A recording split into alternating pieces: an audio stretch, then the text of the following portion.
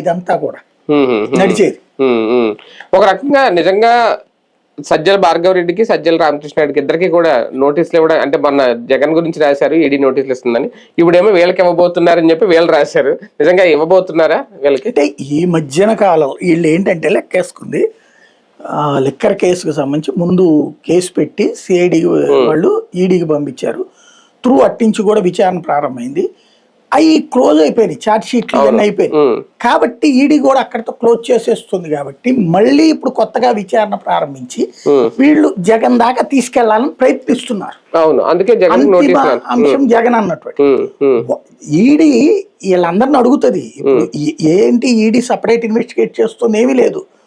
వీళ్ళు ఏ డేటా అయితే పెట్టారు, ఇప్పుడు ఫర్ ఎగ్జాంపుల్ వీళ్ళు ఇతను కేఎన్ఆర్ గురించి ఆయనకి ఏ రూపంలో ఉందో ఈయన బ్యాంక్ అకౌంట్ ఏదో పసిగడతారు, అందులో ఏ రూపంలో ఉందో ఆదాయం చూపెట్టి అది వీళ్ళ పేపర్లో అవన్నీ కూడా బినామీలే అని చెప్పేస్తారు వాళ్ళందరిది కూడా. దాన్ని ఆ తర్వాత ఇప్పుడు ఎవడో ఒకరిని పట్టుకెళ్ళి వాళ్ళతో ఇదంతా నేను చూశాను, అతను దుర్మార్గుడని, అతను సంపాదించుకున్నాడని రాస్తారు. ఇదంతా బేస్ చేసుకుని ఇదంతా జగన్ దగ్గరికి అన్నటువంటి చెప్పించాలని ప్రయత్నిస్తున్నారు. ఈ చెప్పిచ్చేది ఈడీకి కుదరదు. ఈడీకి ప్రైమరీ ఎవిడెన్స్ కావాలి, జగన్ అకౌంట్ లోకి డబ్బులు వెళ్ళినట్టు.